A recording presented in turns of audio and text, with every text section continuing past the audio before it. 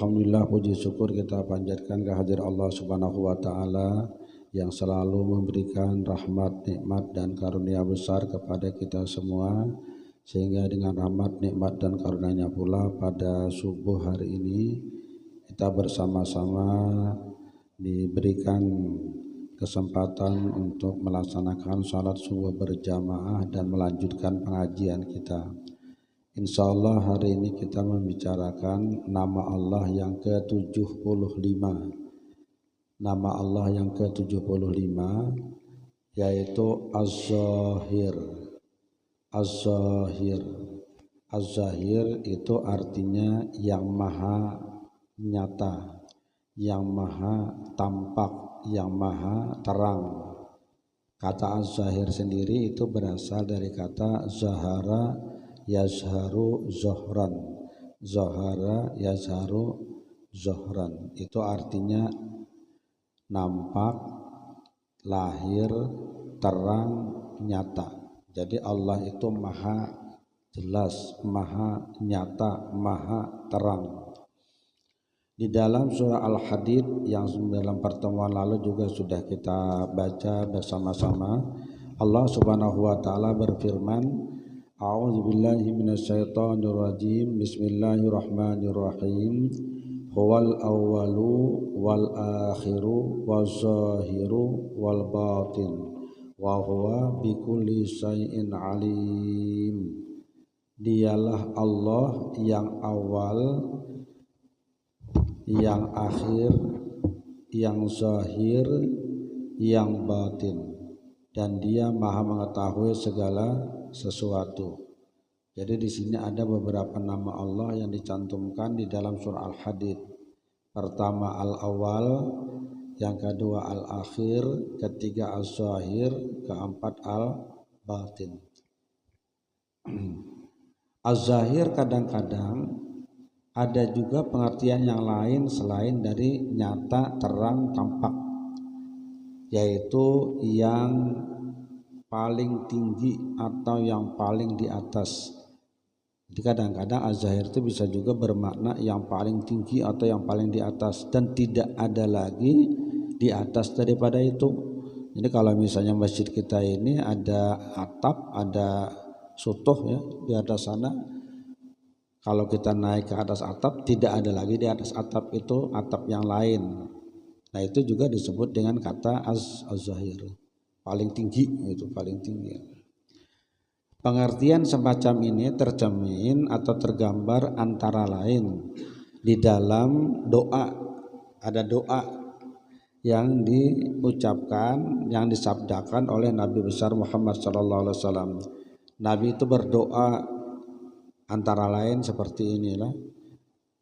Allahumma ya Allah, Allahumma ya Allah, antal awwalu, engkau adalah yang paling awal, engkau yang maha pertama, engkau yang paling pertama.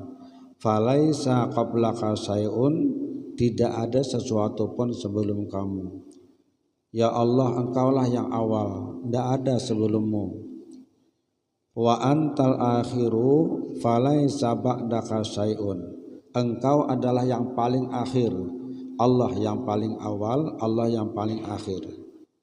Falaisa ba'daka syai'un, dan tidak ada sesuatu pun sesudah engkau. Jadi Allah yang paling awal, Allah pula yang paling akhir. Wa antaz zahiru. Nah, di sini ada kata-kata zahir. Rasulullah berdoa kepada Allah dengan mengatakan wa antaz zahiru, engkau adalah yang zahir. Falaisa fauqaka syai'un, tidak ada di atasmu sesuatu. Engkau adalah yang zahir dan tidak ada di atasmu sesuatu. Jadi berarti az-zahir di sini artinya yang paling tinggi, karena tidak ada yang di atas. Jadi ketika diterjemahkan wa antaz zahiru, maka terjemahannya engkaulah yang paling di atas. Falaisa fauqaka syai'un, tidak ada sesuatu pun yang berada di atas engkau. Wa antal batinu, engkau adalah yang batin, dan Falaisa dunaka sayun, tidak ada sesuatu pun yang lebih lembut atau lebih batin daripadamu. Tersembunyi maksudnya batin itu. Jadi kalau zahir itu nampak, tampak, kelihatan, jelas, nyata. Kalau al-batin itu tersembunyi. Itu anunya pengertian az-zahir. Jadi ada yang artinya tampak, ada yang lahir, ada nyata, ada terang, tapi juga bisa diartikan yang paling tinggi atau yang paling di atas. Doa yang diucapkan Nabi SAW itu tercantum di dalam hadis riwayat Muslim. Jadi artinya hadisnya ini sangat bisa dipertanggungjawabkan, hadis yang sahih. Kita kan dulu sudah bicarakan lah, bagi kalangan Ahlussunnah wal Jamaah itu hadis yang dinilai dan diyakini sangat sahih itu hadis yang tercantum dalam kitab Bukhari dan kitab Muslim. Yang pertama itu Bukhari dulu, baru yang kedua Muslim. Jadi kalau orang ustadz-ustadz kita, ulama-ulama kita menyampaikan hadis ini riwayat Imam Bukhari, yakin sudah kita itu hadisnya sahih. Kemudian ini riwayat Muslim, apalagi kalau kedua-duanya biasanya dengan ungkapan muttafaqun alaih, disepakati keduanya. Artinya hadis itu ada tercantum dalam kitab Bukhari, ada juga tercantum di dalam kitab Muslim. Ada semua hadis-hadis itu bapak-bapak, ibu-ibu, ada di semua kitab, ada banyak kitab-kitab hadis yang induk itu paling tidak ada 9. Yang terkenal itu ada 9 kitab induk hadis. Nah, tidak semua hadis tercantum di semua kitab. Ada yang tercantum, ada yang tidak. Ketika ada yang tercantum termuat di dalam kitab Bukhari, termuat di kitab Muslim, maka orang menyebutnya muttafaqun alaihi, disepakati antara Bukhari dan Muslim. Ini dinilai punya ranking ya, kalau di ranking itu hadis yang paling tinggi. Karena hadis itu kan macam-macam juga, ada yang hadis dhaif, bahkan ada yang maudhu. Dulu sudah pernah kita bicarakan itu. Kalau yang dhaif itu berarti lemah, dan ulama seluruhnya sepakat kalau hadis itu dhaif tidak boleh dijadikan hujjah. Tidak boleh berhujjah kepada hadis dhaif. Jadi kalau kita misalnya membaca hadis ini dhaif itu bahasa kita lemah, jangan dipakai sebagai hujjah. Cuma ulama berbeda pendapat kalau digunakan untuk mendorong orang beribadat, namanya fadailul a'mal. Boleh nggak untuk merangsang orang supaya rajin beribadat, supaya orang menjauhi dosa dan maksiat menggunakan hadis dhaif? Nah, sebagian ulama ada yang membolehkan asal dhaifannya tidak terlalu dalam. Dhaif itu ada dhaif benar sudah mendekati kepada hampir tidak hadis gitu. Tapi kalau misalnya tidak terlalu dalam boleh katanya. Nah, itu yang banyak dipakai terutama di kalangan tasawuf. Banyak menggunakan hadis karena mereka meyakini itu dari Nabi juga. Dhaif lemahnya itu karena biasanya ada perawi-perawinya. Apakah perawinya itu jahalatul hal, tidak diketahui dengan jelas identitasnya, apakah karena memang ada kesalahan yang pernah dia buat, misalnya berbuat dosa dan maksiat, melakukan kefasikan. Karena syarat perawi yang diterima itu siqah, namanya itu harus adil. Adil itu menjauhi perbuatan dosa dan maksiat, bahkan memelihara muru'ah. Muru'ah itu bahasa kita kelayakan lah kira-kira lah. Muru'ah itu memelihara. Jadi tidak melakukan perbuatan yang sia-sia, bukan dosa maksiat, tapi perbuatan yang sia-sia pun tidak mau menggawi. Jadi orang merawikan hadis itu memang terpelihara betul, baru diterima hadisnya. Kalau pernah berdusta aja misalnya, biar sekali berdusta, karena awal diterima. Nah, itu lalu dhaif hadis itu. Padahal mungkin aja waktu dia nyampaikan hadis dia benar, cuma dalam seharian kadang-kadang dia pernah berdusta misalnya. Itu. Makanya lalu banyak kategori hadis. Beda kalau hadis itu maudhu. Nah kalau maudhu itu artinya dasar palsu. Itu Pak bukan lagi 100, 200, ribuan hadis itu nang ternyata palsu. Setelah diteliti, dicari oleh para ahli hadis, itu bukan hadis. Lalu dikatakan hadis. Kadang-kadang hanya ucapan sahabat, kadang-kadang hanya ucapan misalnya tabi'in atau tabi'in, bahkan kadang-kadang hanya ucapan ulama, bahkan ada yang bukan ucapan mereka semua, tapi diada-adakan oleh orang yang ingin merusak Islam. Karena hadis itu baru ditulis sekitar abad kedua Hijriah. Jadi Nabi itu wafat tahun ke-11, ditulisnya sekitar tahun ya 99 atau 100 Hijriah. Jadi sekitar 80 tahun, 89 tahun setelah Nabi Muhammad hanyar ditulis. Makanya banyak kehilangan, hilang. Jadi kalau kita misalnya mencari hadis tentang sholat saja yang asli dari Nabi itu tidak banyak penjelasannya. Lalu akhirnya ulamalah yang berinisiatif dengan istihadnya untuk menggali hukum. Makanya pian jangan heran ada orang sembahyang Allahu Akbar berqiyam kayak ini. Ada juga Allahu Akbar orang apa nih? Ada kayak ini nah, tapi membujur tangannya. Jangan disalahkan. Ada tuh pun orang juga anunya. Dalilnya pun orang. Karena itu pemahaman terhadap hadis yang sampai ke kita. Ya ada hadis itu banyak. Kalau Nabi itu 23 tahun jadi Rasul itu kalau dicatat berapa puluh berjuta-juta hadis beliau itu. Kan tidak tercatat semua. Apalagi ratusan tahun setelah beliau wafat hanya ditulis. Nah itu ceritanya itu. Makanya ada juga aliran dalam Islam itu yang kadang mau bukan hanya hadis dhaif, hadis sahih pun kadang maunya Pak. Ada juga. Sebab hadis sahih itu diriwayatkan satu orang jadi asal orangnya siqah. Ya kan mau. Kecuali hadis mutawatir ngarannya. Jadi aliran kita ini banyak benar Pak, banyak aliran. Yang bagus tuh jangan bisa sambatan itu benar ya. Kecuali nyata-nyata menyimpang.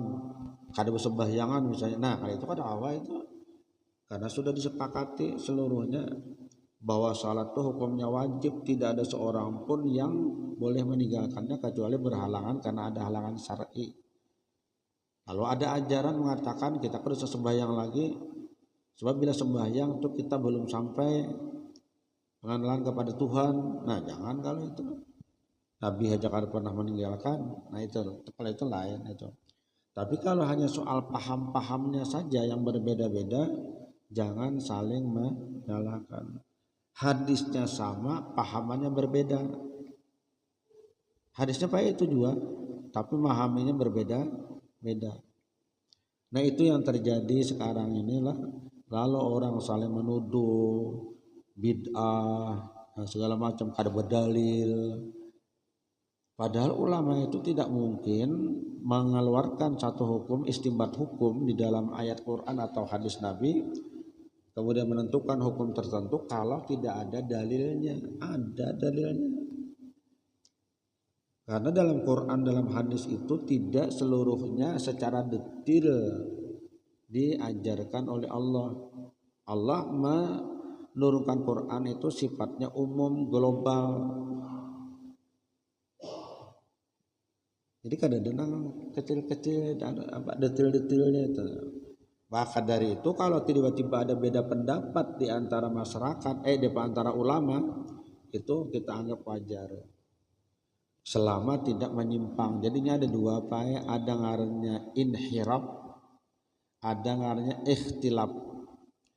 Kalau inhiraf itu sesat dasar kada bujur. Nah kalau ini mah kada kawa dia apa di bahasa orang wah ini ditoleransi kah kada kawa itu. Tapi kalau ikhtilaf itu beda pendapat, berbeda pendapat. Jadi nyimpang dikit lah maaf nih. Supaya maksud ulun kita tahu janganlah bersambat-sambatan. merasa paling pintar, paling bujur seorang, lalu orang lain disalahkan. Kayaknya dulu kalau pun orang punya dalil yang kuat juga, hanya beda cara memahaminya aja yang berbeda. Sekali lagi lah, ayat yang sama, hadis yang sama, paham bisa berbeda-beda. Tapi tentu ada ukurannya lah. Ukurannya tadi batasannya khilafiyah kah, inhirafiyah kah. Kalau balasannya khilafiyah aja, bagusnya kita kada usah yakin benar apa yang kita sudah anut, yang kita yakini itu laksanakan. Tapi jangan kemudian mencaci maki orang lain, apalagi dengan kalimat-kalimat yang tidak bagus. La yashar qaumun min qaumin asa ayyakun khairam minhum wala nisa'u min nisa'in asa ayyakun khairam minhunna. Janganlah satu kaum itu yashar, saling mengolok-olok, saling menghina kaum yang lain, asa ayyakunu khairam minhum. Jangan-jangan yang dicaci maki itu lebih baik, kata Allah. Belum tentu. Ikam itu belum tentu juga, paling harap paling baik belum tentu. Misalnya kayak itu bahasa kasar itu. Wala nisaun min nisain, jangan juga perempuan dengan perempuan lain itu saling merendahkan, mencaci maki, mencela. Jangan. Siapa tahu yang dicaci maki, yang diolok-olok, yang dicela itu adalah khairam minhunna, lebih baik daripada yang mencerca. Kan kadang-kadang ada juga suka menggaduhi orang aja terus, padahal seorang sendiri belum tentu baik. Beda amar ma'ruf nahi munkar. Nah lain, kalau amar ma'ruf nahi munkar memang ada kewajiban kita mencegah perbuatan yang munkar, menyuruh berbuat yang baik. Nah kita kembali ke sini. Jadi az-zahir itu artinya Allah itu maha nampak, Allah itu maha nyata, Allah itu maha terang. Cuma Pak, jangan diterjemahkan maha terang itu lalu kawa dilihat dengan mata kita. Kadang-kadang itu maksudnya. Kalau gitu apa maksudnya Allah maha zahir, Allah az-zahir? Yang pertama, Allah az-zahir itu artinya Allah maha nyata keberadaannya pada setiap akal yang sehat. Allah itu nyata pasti adanya pada setiap akal yang sehat. Jadi kamu akal itu normal, akal itu sehat, itu pasti kesimpulannya Allah itu ada. Nyata adanya Allah Subhanahu wa taala itu. Mata tidak melihat, indera telinga tidak bisa mendengarkan, indera kita tidak bisa menyentuh, tetapi apa yang ada di seputar kita itu menunjukkan adanya Allah Subhanahu wa taala. Nah, itu mungkin begitu adanya kalimatnya lah. Apa yang ada di seputar kita, bahkan dalam diri kita, itu menunjukkan Allah itu ada. Bagaimana mekanisme dalam tubuh kita yang luar biasa ini, nah Allah ciptakan. Siapa yang menciptakan? Tentu ada yang menciptakannya. Yang punya handphone tuh nah, maulah handphone tuh ada seorang. Yang punya kacamata, maulah kacamata ada seorang. Adakah orang yang menciptakannya? Maulahnya tuh nah, bukan menciptakannya, istilahnya membikinnya. Kita pakai handphone hari-hari, pakai mikrofon ini nah. Ada enggak orang yang bikin ini? Ada. Tahu lah pian siapa orangnya? Harus tahu deh. Tapi yakin enggak pian ada maulah? Ada. Itu juga alam semesta ini. Tidak mungkin alam semesta ini berdiri dengan sendirinya. Ini masjid itu nah. Ada enggak maulah? Ada, tahu lah pian tukangnya. Paling panitia yang tahu, pian kan tentu tahu itu. Tapi yang jelas keberadaan sesuatu menunjukkan ada yang membikinnya. Demikian juga dengan kita, dengan alam semesta ini. Nah jadi akal sehat kita itu kemudian berkesimpulan tidak mungkin sesuatu ada dengan sendirinya kalau tidak ada yang mengadakannya. Yang mengadakan itu adalah Allah. Karena itu nyata adanya Allah menurut akal yang sehat. Lalu akhirnya kalau belajar di sifat 20 kita mengatakan wujudnya Allah itu menjadi wajib. Wajib di sini bukan berarti diamalkan berpahala ditinggalkan dosa, itu fikih. Kalau itu wajib dalam ilmu tauhid, wajib dalam ilmu akli. Mala yatasawwaru fil akli adamuhu, tidak pernah tergambar terbayang dalam pikiran kita, pikiran siapapun di akal yang sehat adamuhu kalau Tuhan itu kada. Nah itu nyata tuh, jadi nyatanya itu nyata dalam pandangan akal yang sehat. Pian mah andak sandal di luar, ingat benar benumur ha pulang. Setelah pian keluar dari masjid, kada ada sandal pian. Apa yang tergambar dalam pikiran pian, akal sehat pian? Pasti ada nama ambil, kayak itu kalau memindah. Apakah diambil untuk dimiliki atau dipindah? Karena nyata di sini komandaknya. Kenapa kadada? Adanya kadada itu melahirkan kesimpulan dalam otak kita ada nama ambil. Nyata tidak ada nama ambil? Nyata. Kita kadang melihat orang ambil, tapi akal kita mengatakan nyata ada nama ambil.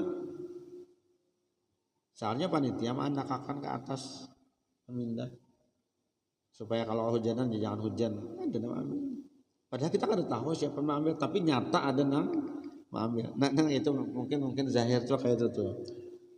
Allahnya tidak dilihat dengan mata kepala kita karena laisa kamislihi syai'un. Makanya jangan pernah membayangkan kayak apa wujudnya Allah. Kada kawan jangkau akal kita ada sampai di situ. Tafakkaru fi khalqillah wala tatafakkaru fi dzatillah. Pikirkanlah ciptaan Allah, jangan kau pikirkan wujud zatnya Allah. Ini masker ada di sini nah. Ada nama Allah kada? Ada nama. Siapa nama Allah? Ada tahu kita? Ada tahu lagi? Semuanya nah yang kita pakai itu ada tahu lagi siapa nama Allah? Tapi ada. Nah kalau alam semesta ada yang bikin, siapa? Allah. Di mana kita tahu Allah itu yang membikin? Ada rasul diturunkan, ada nabi dikirim Allah. Tidak cukup dengan rasul, tidak cukup dengan nabi, Allah kirim lagi yang paling luar biasa. Apa itu? Al-Quran. Al-Quran itulah menjelaskan pada kita. Makanya bapak-bapak minta maaf lah, di dalam paham Ahlus Sunnah wal Jamaah, akal manusia tidak bisa mengenal Tuhan.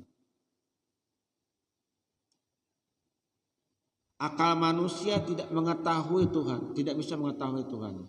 Akal manusia bahkan tidak bisa mengetahui kewajiban kepada Tuhan. Ini Ahlus Sunnah wal Jamaah Asy'ariyah lah nih, jangan Maturidiyah karena kita ini orang Asy'ariyah. Kita mengenal Allah, kita tahu kewajiban kepada Allah karena Allah memberitahukan dalam Al-Quran melalui Nabi dan Rasul. Hanya tahu kita. Orang yang ada sampai dakwah ini Pak, ia menjadikan batu jadi Tuhan, matahari jadi Tuhan, api jadi Tuhan, pohon jadi Tuhan.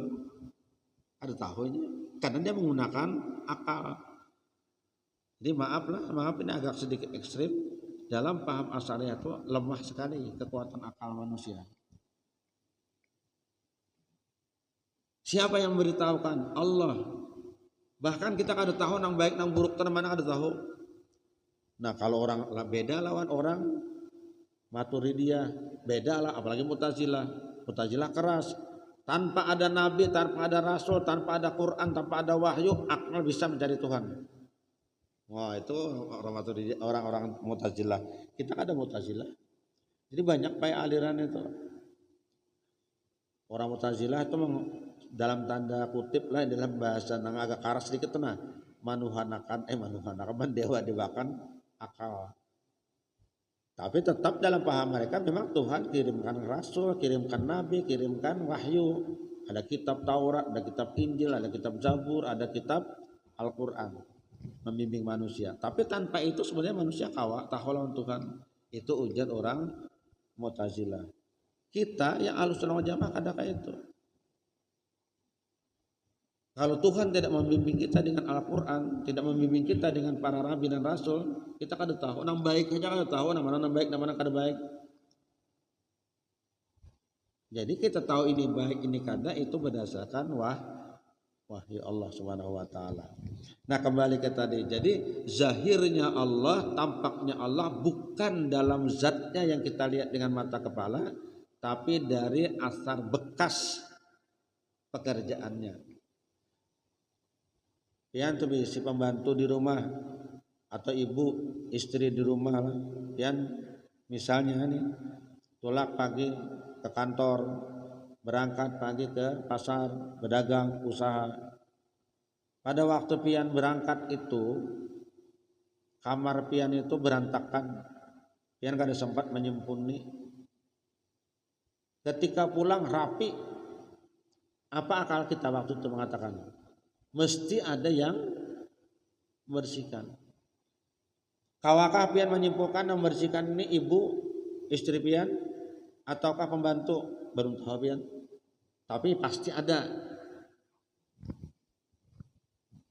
Ibu betakun siapa yang membersih si Anu ujaran bini pian. Berarti kada bini pian yang membersih. Aku tadi aur ke pengajian di rumah ajar pian tahu. Di mana pian tahu bahwa itu adalah pembantu atau orang yang menggani di rumah nama membersihi? Jawabannya melalui istri pian. Di mana kita tahu ini baik, ini wujud, ini kada? Melalui Al-Quran. Siapa yang menjelaskan Al-Quran? Nabi besar Muhammad Sallallahu Alaihi Wasallam. Nah, kira-kira kayak itu anunya. Itu pahamlah Ahlus Sunnah wal Jamaah itu menyandarkan semuanya kepada wahyu Allah Subhanahu wa taala.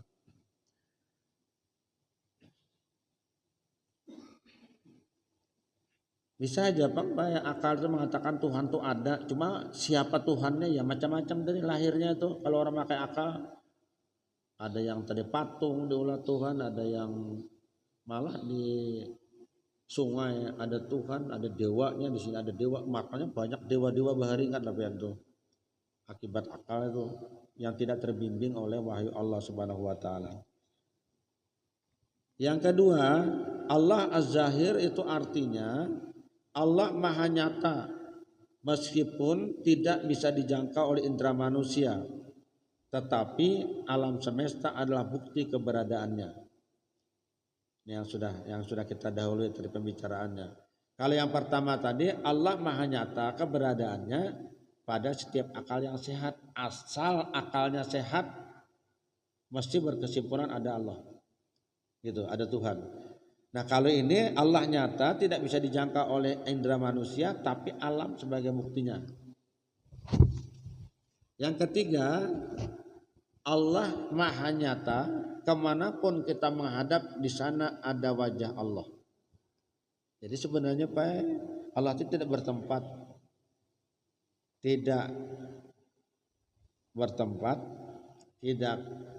berwaktu gitu ya. Jadi kemana saja kita menghadap sebenarnya kita itu menghadap Allah Subhanahu wa taala. Kemanapun kita menghadap Allah. Atau dengan bahasa lain, kemanapun manusia menghadap di sana ada wajah Allah Subhanahu wa taala. Dalam surah Al-Baqarah ayat 115 Allah menegaskan hal tersebut. Allah berfirman, A'udzubillahi minasyaitonirrajim. Bismillahirrahmanirrahim. Walillahil masyriqu wal maghrib fa aina ma tuwallu fasamma wajhullah innallaha wasi'un alim. Walillahil masyriqu wal maghrib, milik Allah semua yang ada di timur dan yang di barat, semuanya itu milik Allah. Allah lah pemilik tunggal. Walillahil masyriqu wal maghrib fa aina ma tuwallu fasamma wajhullah. Maka kemanapun kamu menghadap, di situ ada wajah Allah Subhanahu wa taala. Innallaha wasi'un alim, sesungguhnya Allah Maha luas rahmatnya dan Maha mengetahui. Jadi di mana saja kita berada, dalam keadaan apapun, di situ ada Allah dan Allah Maha luas rahmatnya, Maha mengetahui. Jangan pernah khawatir. Allah Maha luas rahmatnya. Ada saja pertolongan, bantuan dari Allah Subhanahu wa ta'ala. Allah Maha tahu keadaan siapapun dimanapun mereka berada. Nah, kembali kepada tadi, Allah maha nyata, kemanapun kita menghadap di situ ada wajah Allah Subhanahu wa taala. Makanya pianlah bapak-bapak, ibu-ibu, kalau kebetulan suatu saat lah melakukan perjalanan, kemudian sampai waktu sholat, bapak ibu tidak tahu arah kiblat, tidak ada tempat bertanya, tidak ada alat untuk mendeteksi kemana arah kiblat, udah sembahyang kemanapun arahnya jadi. Karena Allah itu ada. Kalau pak kada jadi sembahyang, kada tahu kiblatnya aja. Babetakon pulang lawan orang parak rumah, kiblat di bawah abah jadinya. Nah ya pulang. Sama pada kada tahu. Udah sembahyang kemanapun. Sah tidak? Sah aja. Imbah sudah tuntung sembahyang zuhur. Kena sampai waktu asar, tiba-tiba waktu asar tetamu orang kiblat curah arah sana dibuliki kah? Kada usah. Sah aja sudah. Asarnya aja pula arah kiblat. Maka syaratnya apa ya sembahyang itu harus menghadap kiblat? Iya, kalau normal. Syarat itu Pak ya memang betul. Kalau keadaannya normal. Kalau keadaannya keadaan normal, udah apa adanya. Allah tidak ingin kita ini sulit. Allah ingin kita ini nyaman. Makanya beragama tuh jangan cari ngalih-ngalih. Allah tidak ingin kita ini ngalih. Cari nyaman. Yuridullahu bikumul yusra wala yuridu bikumul usra. Yuridullahu, Allah ingin, yuridullahu bikumul yusra, ingin kamu itu mudah, wala yuridu bikumul usra, Allah tidak ingin kamu sulit. Nang mau ulah ngalih itu kita juga bisa Pak, macam-macam lalu ngalih benar urusannya. Allah tuh kadang ngalih. Cari yang paling nyaman. Bahkan dalam keadaan kesulitan dan kengalihan yang luar biasa, di situ kemudahan yang luar biasa juga didapat. Makanya ada dalam kaidah fikih itu bunyinya al-masyaqqatu tajlibut taisir. Al-masyaqqatu tajlibut taisir. Kesulitan-kesulitan itu membawa kepada kemudahan. Makin sulit kita, makin mudah agama kita. Karena Allah tidak ingin kita ini sulit. Jadi jangan mempersulit diri lah. Udah bilang ada dapat cari apa kiblat, Allahu Akbar, sembahyang jadi sudah. Ini biasanya di hotel Pak ya, ada pada bisi bano. Nginap di hotel, kan didandak orang anunya apa? Arah kiblat kita kada tahu, betakun yang ditakuni kada tahu juga, tetakuni orang kada sembahyang. Udah sembahyang aja kemana ke arahnya. Mencari langgar kan cari masjid, mun sampat aja bagus ya. Memang mencari itu bagus dulu, cari dulu.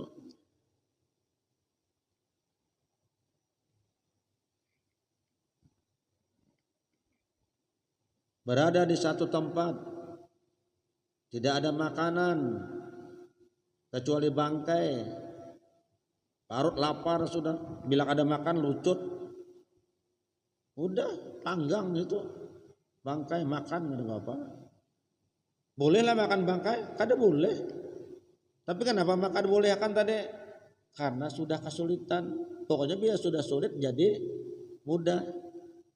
Maka lalu ada kaidah ad-daruratu tubihul mahzurat. Keadaan darurat itu menyebabkan semuanya yang asalnya haram jadi boleh. Tapi asal darurat dulu.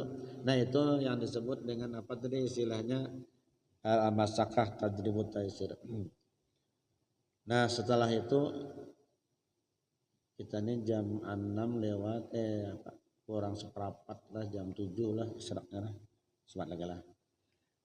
Bagaimana sikap kita setelah memahami makna dari Allah itu Az-Zahir. Allah itu, ada satu lagi nih, Az-Zahir. Allah Az-Zahir itu artinya atau bisa dimaknai juga Allah mengetahui segala sesuatu yang zahir dalam bentuk apapun. Nanti al-batin juga yang batin tahu. Allah tahu semua. Sikap yang pertama, ini sikap kita sebagai orang muslim, yakinkan sepenuhnya bahwa Allah itu maha zahir, maha nyata keberadaannya. Jangan ada keraguan sedikit pun tentang adanya Allah Subhanahu wa taala.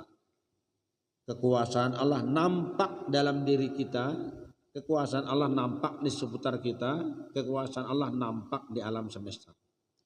Dalam diri kita sendiri Pak, aneh mata kita kau melihat, aneh telinga kita kau mendengar, aneh mulut kita kau berpandir. Nang lain Pak banyak binatang untuk ada berpandirnya. Dan kalau berpandir ya paham kita, paham kapian kambing berpandir.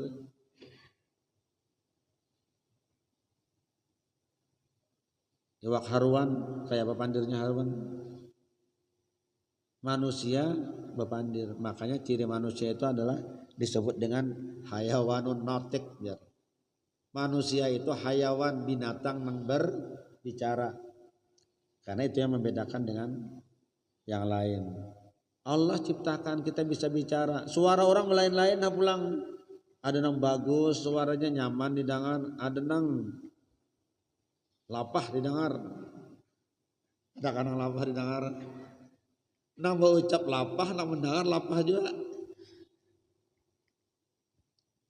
Beda-beda loh. Bahkan yang lucu lagi Pak, bukan beda-beda soal nada suara, bentuk suara, tapi bunyi suara kan belain. Pian adalah suara anak pian lah. Kau lah bedakan lawan nang bini pian, lawan dang sanak pian kau lah. Kalau coba luar biasanya berapa juta, berapa miliar manusia kau dipinandui suara. Beda kalau di rumah tenang. Pakiau, Pak. Oh ini si bungsu pakiau. Oh ini si solong nama pakiau. Oh ini anak nomor 2. Kau biar minandui, biar sekok sakata aja. Pakiau abah aja nya, bah. Karena suara orang itu diciptakan Tuhan berbeda-beda. Apalagi sidik jari. Mulai Nabi Adam sampai sekarang coba ada samanya. Jadi pian kalau HP pian ini menggunakan sidik jari, kadir sekuikon kalau membuka kecuali pian sendiri Pak. Ini kau kan destel tuh. Dikunci HP itu dikunci pakai sidik jari. Satu-satunya tidak pakai pola. Atau pakai wajah. Nah, wajah nah membuka. Bila kada mau HP yang tampil di situ, kada terbuka HP pian. Biar 1000 orang nama ambil HP kada kau apa-apa Kenapa? Karena deteksi wajah. No, wah ini luar biasa kayak itu. Makanya syarat muhane penting banget kena no gitu no. Karena lawas-lawas tuh anak buka lawang gen. Ada usah lagi berkunci-kuncian, tak kayak aja tak buka seorang lawang. Allah berikan manusia ilmu kayak itu. Tapi orang lain ngalih pengen kau masuk. Pian tuh misalnya lawang lah pakai deteksi wajah pian sorangan pian hanya kalau masuk nelayan kalau buka. Nah itu pulang ngalihnya. Pokoknya setiap sesuatu ada kelebihan tapi juga ada kurangnya. Yang kedua, meyakini bahwa Allah sangat dekat melihat apapun yang kita lakukan, baik yang nyata maupun yang tersembunyi.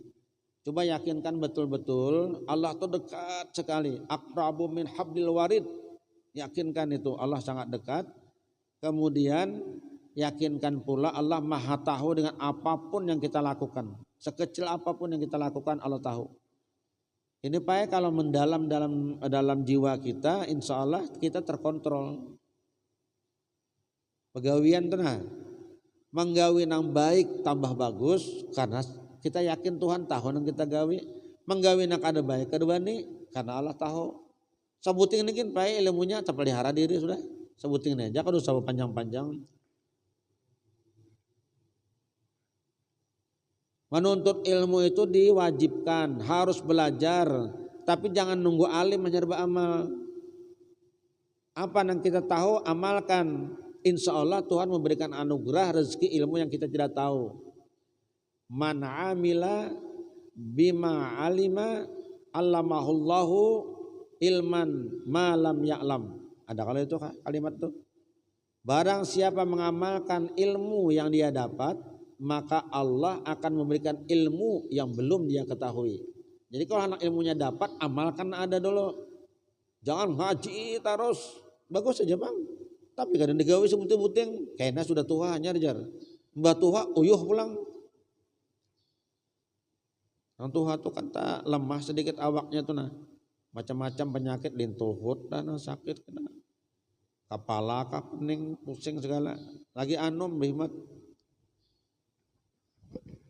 Nah itu antara lain lah. Kita yakin Allah Subhanahu. Kemudian yang ketiga, kita melakukan perbuatan yang nyata. Kita mengamalkan, jangan hanya berhayal, jangan hanya berpandir, jangan hanya berretorika istilah orang ini. Lakukan perbuatan yang nyata. Gawi, jangan mahayal terus, anak itu anak ini, pandir terus kayak ini. Yang penting tuh gawiannya. Kalau perlu bicaranya sedikit, gawinya yang banyak. Jangan dibalik, pandirnya banyak, gawinya sedikit. Ada naharat lagi, pandir terus, kada saling gawian. Sekarang tidak, ayo perbuatan nyata. Lakukan sesuatu mumpung masih hidup. Nah yang terakhir, ini beberapa lah, masih ada yang lain, cuma waktunya tidak cukup. Kita bagus juga mengutip dari kitab Senjata Mukmin, karangan apa namanya? Ya Haji Husin Kadri di Matapura, ujar sidin khasiat dari nama Allah Az-Zahir. Az-Zahir kata beliau artinya yang tampak adanya bagi akal. Nah sini kayak itu bagus saya menerjemah. Yang tampak adanya bagi akal. Barang siapa mengekali berzikir dengan dia seperti dikatanya ya Zahir, ya Zahir, ya Zahir. Ketika timbul matahari, nah lewat pas sudah nih timbul matahari sudah lewat nah. Jadi pas timbul matahari itulah tulu osamas 500 kali pak waktu matahari terbit. Itu lihat jam berapa hari kalau tidak salah sekitar jam 6-an terbit nah, kurang sedikit. Jam 6 setengah 7 maksudnya setengah 7 kurang sedikit terbit matahari. Baca ya Zahir 500 kali. Insya Allah diterangkan mata dan hatinya. Nampak mata, hati dua nih. Terangnya mata, penglihatan bagus. Terangnya hati, jiwa kita mudah menerima ilmu dan hidayah Allah Subhanahu Wa Taala. Amalannya ya Zahir, ya Zahir, ya Zahir. Tapi 500 membacanya pada saat matahari terbit. Sambil makain nggak wajah. Dicek kena adakah di apa tuh jadwal di dinding adalah jadwal jam berapa matahari terbit itu biasanya ada tulis sama itu. Bila sampai ya Zahir, ya Zahir, ya Zahir, ya Zahir sampai 500 insya Allah matanya terang, hatinya pun terang. Nah itulah saya kira untuk kita hari ini dan terima kasih atas perhatian sampian berataan. Mudah-mudahan kita diberikan rahmat dan berkah oleh Allah Subhanahu Wa Taala, diterangkan hati, dicerahkan jiwa, dicerahkan pikiran, kita mendapatkan ilmu yang manfaat dan bisa mengamalkannya, serta kita selalu berada dalam rahmat dan ridha Allah Subhanahu Wa Taala. Ala hadzal niyyah wa likulli niyatin shalihah wa ila hadratin Nabi Muhammadin sallallahu alaihi wasallam. Al-Fatihah.